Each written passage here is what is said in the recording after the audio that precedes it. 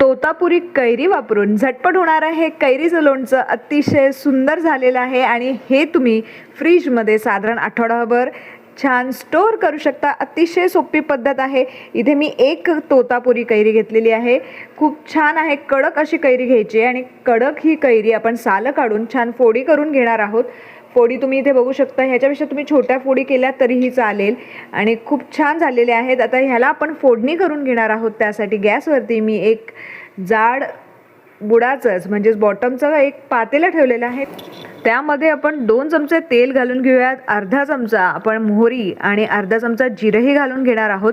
इथे मी मेथ्यांचाही वापर करणार आहे, त्यामुळे ह्या लोणच्याला मेथ्यांबा पण म्हणतात।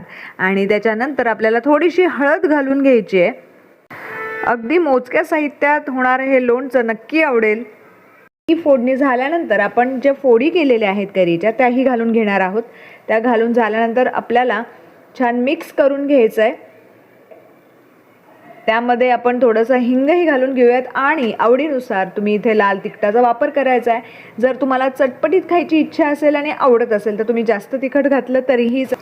तिखट घालून झाल्यानंतर आपल्याला सर्व बाजूनी हे जे मिश्रण आहे ते हलवायचं आहे। त्या अगोदर आपण थोडंसं मीठही यामध्ये घालून घेणार आहोत। चवीनुसार मीठ घालायचं, साधारण आपल्याला इथे अर्धा चमचा मीठ लागणार आहे आणि झटपट होणार आहे इन्स्टंट कैरीचं लोणचं तुम्हाला जरूर आवडेल। एकदा तरी करून बघा आणि जेव्हा तुम्ही कराल तेव्हा ते कसं जमलं हे मला कमेंट करून सांगायला विसरू नका। आणि अशाच चटपटीत आणि झणझणीत रेसिपीसाठी आस्वाद रेसिपीला जरूर सबस्क्राईब करा। सर्व बाजूने 2 मिनिटं परतल्यानंतर आपल्याला इथे 1 पेलाभर पाणी यामध्ये घालून घ्यायचं आहे। पेलाभर पाणी घालून झाल्यानंतर परत एकदा मिक्स करून घेऊयात। त्याच्यानंतर आपल्याला ह्याला 10 मिनिटं वाफवून घ्यायचं आहे। 5 मिनिटं झाकण घालून झाल्यानंतर एक उकळी आल्यानंतर आपल्याला ह्यामध्ये गूळ टाकून घ्यायचा आहे। गुळाच्या ऐवजी तुम्ही साखरेचा वापर केला तरीही चालेल, काहीच हरकत नाही आहे। आपण इथे गूळ साधारण 2 मोठे चमचे घालून घेतलेला आहे। परत एकदा मिक्स झाल्यानंतर झाकण घालून अजून एक 7 ते 8 मिनिटं आपण ठेवणार आहोत आणि हे कैरीचं झटपट असं लोणचं इथे तयार होणार आहे।